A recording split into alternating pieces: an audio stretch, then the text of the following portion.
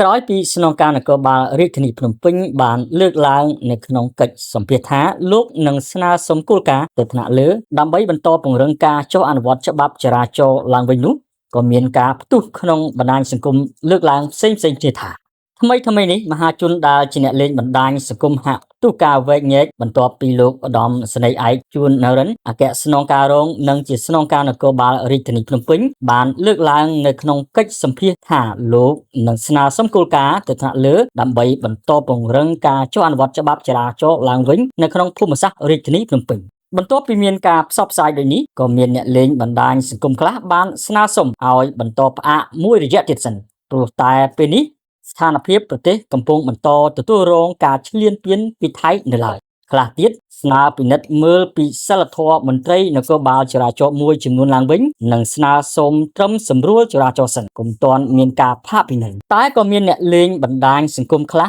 មានការគាំទ្រហើយពលរដ្ឋជាច្រើនទៀតក៏មិនគាំទ្រការលើកឡើងរបស់លោកស្នងការនគរបាលរាជធានីភ្នំពេញផងដែរអ្នកលេងបណ្ដាញសង្គមបានលើកឡើងដូចនេះថាតើប៉ូលីសចរាចរណ៍មានន័យដូចម្ដេចពេលប៉ះមិនដែលឃើញប៉ូលីសចរាចរណ៍ពេលផាកពិន័យទើបឃើញប៉ូលីសចរាចរណ៍តើដាក់ប៉ូលីសចរាចរណ៍ដើម្បីសម្រួលចរាចរណ៍ឬដើម្បីផាកពិន័យសូមអនុគ្រោះអ្នកលេងបណ្ដាញសង្គមផ្សេងទៀតក៏បានលើកឡើងផងដែរថាអ្វីដែលខ្ញុំឆ្ងល់ហេតុអ្វីគ្រាន់តែមិនផ្អាកចរាចរណ៍តែប៉ូលីសត្រូវដាក់កម្លាំងជួយសម្រួលចរាចរណ៍ពេលកកស្ទះតែបើជាគ្មានកម្លាំងសមត្ថកិច្ចជួយវិញឬតើតែផាកទាលុយបានគេហៅថាសម្រួលចរាចរណ៍មែនចុះកម្លាំងពេលដែលមិនផាកមិនដេចមិនអោយកងកម្លាំងប៉ូលីសចរាចរណ៍នៅចាំជួយសម្រួល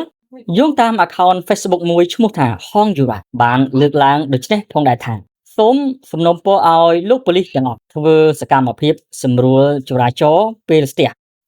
ចរាចរណ៍ឲ្យសកម្មភាពដូចដេញចាប់ផាកប្រជាជនផងពេលស្ទះរកប៉ូលីសម្នាក់គ្មាននោះទេចំណែក account Facebook ឈ្មោះផេងស៊ុនហេងបានលើកឡើងផងដែរថា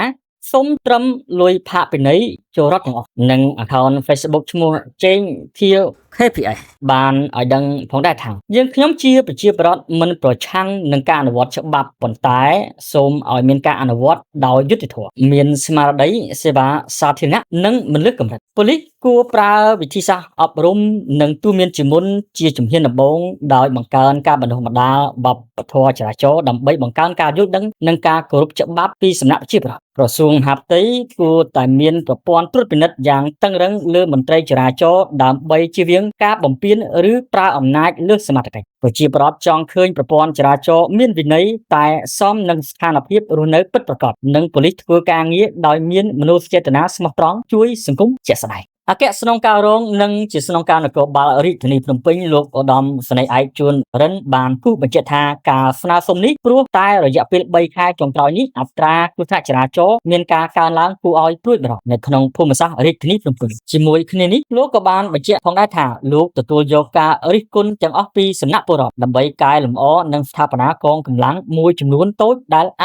សកម្មមហាជនក៏បានស្នើដល់កម្លាំងនគរបាលចរាចរណ៍សូមមេត្តាចុះជួយសម្រួលចរាចរណ៍តាមគោលដៅនានាក្នុងរាជធានីភ្នំពេញព្រោះថានៅក្នុងតំបន់មួយចំនួនមានការកកស្ទះប៉ុន្តែមិនឃើញមានមន្ត្រីចរាចរណ៍នៅជួយសម្រួលនោះទេខុសប្លែកពីពេលដែលដាក់គោលដៅពិន័យគឺមានមន្ត្រីប៉ូលីសចរាចរណ៍ព្រមព្រៀងមហាជនបន្តសំណូមពរបន្ថែមទៀតថាសូមឯកឧត្តម Fortet អគ្គស្នងការនគរបាលជាតិរដ្ឋមន្ត្រីក្រសួងមហាផ្ទៃនិងសម្ដេចមហាបវរធិបតីហ៊ុនម៉ាណែតសូមឲ្យដាក់មន្ត្រីជួយសម្រួលចរាចរណ៍ប៉ុន្តែកុំទាន់ពិន័យសូមត្រឹមអប់រំណែនាំសិនបានហើយសូមបញ្ជាក់ផងដែរថាឯកឧត្តមអភិសិន្ទបណ្ឌិតសសុខាឧបនាយករដ្ឋមន្ត្រីក្រសួងមហាផ្ទៃចេញបញ្ជាឲ្យប៉ូលីសចរាចរណ៍ផ្អាកពិន័យមួយរយៈតាមគោលដៅព្រោះវិបត្តិសេដ្ឋកិច្ចនិងប្រទេសកំពុងមានសង្គ្រាមក៏ទទួលបានសាទរពីបងប្អូនជាច្រើនប៉ុន្តែថ្មីនេះមានប៉ូលីសចរាចរណ៍បានស្នើសុំឲ្យបើកផាកពិន័យឡើងវិញ